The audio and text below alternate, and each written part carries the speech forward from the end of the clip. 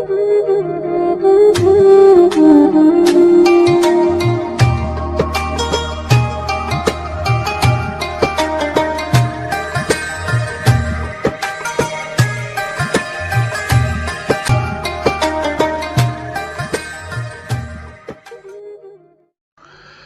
News में खबरनि update जो सिलसिलो जारी है। खबर शामिल कई पिया मलीर का।